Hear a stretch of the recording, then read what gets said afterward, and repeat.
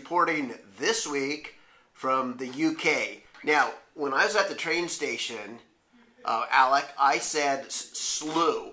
Can I go to the slew station? Because that's how we say it here in the States. I was quickly corrected that it's slough. Correct. It's sometimes known as slough in this country. But, okay, there that's we more go. of a joke than anything serious. So I was corrected, so I'm learning already, and we haven't even started.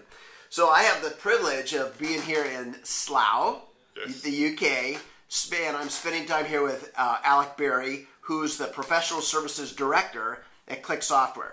Now, one of the things I really like about talking to people in professional services is they are the ones that get stuck with delivering the vision, right? So the sales guys go out there, they sell this vision, whether or not it's easy to deliver, and you're stuck with the delivery. Yeah, that's me. And you've got the timelines. The sales guys have moved on to the next quarter's numbers, and you're stuck delivering last quarter's promises. So thank you, by the way, Alec, for letting us interview you and sharing today.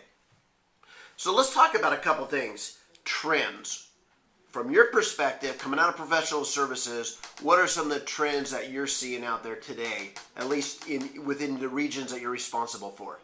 Well, it's a really interesting time, Kevin, to be working within mobility as a field, because we've seen so much change over the last couple of years in particular, what with the various movements away from a very traditional Windows 6.x platform into the sort of proliferation of the consumer application and consumer market with things like Android and Apple coming through. And I think the one obvious thing that we've seen as a trend within the marketplace is a move towards almost traditionally where you had this idea of a back office, and then mobility was something that field service engineers were using to do data capture and task-related information. Mobility has almost become more prevalent than that, in as much as we're now seeing supervisors out in the field with notebooks and with access to back office functions. And in addition, we've got things like contractors being able to access back office systems for their customers in order to, capture real-time data and manage the data within the system so that the end customer has visibility of it, but the actual work is being done by their supplier. So things like the thin clients that we offer on some of our back office products, as well as the traditional mobile space. Right. The whole thing seems to have become mobile in a sense. And it's very noticeable. So things like supervisors out in the field might want access to the schedule that their engineers are working with, or business intelligence type information. So mobility is not just about the engineers anymore, it's about the entire function end to end. So I have a question on that. The last couple private mobile workshops that I've done, helping companies put together some mobile strategy on an enterprise-wide scale, they all were using contractors for some percentage of their work.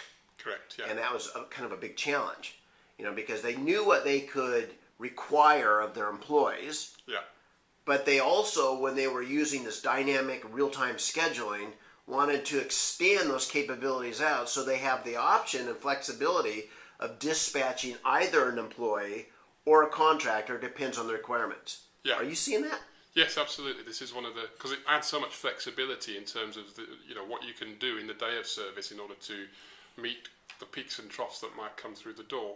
And if you've then got the contractors have access to the systems and can do the updates that the business need in order to create the visibility so that they can keep the customer happy. Because traditionally what used to happen is you'd perhaps use them as a kind of bucket resource and say, right, here's some work, go off and do it. Right. But then the visibility isn't there about when it's going to get done exactly and whether the SLA is going to get met. It's almost... Yeah, because you have this huge divide between what you can see from your employees, but anything you throw over the fence to a contractor became invisible. Indeed. And perhaps even paper-based. Very often, yes, absolutely. Interesting. And so if they're really seeking competitive advantages, which so many of these guys tell me, that's one of the drivers for them seeking mobility, is that they want to have, I have competitive advantages from being able to extend their processes out to the contractors. Yeah.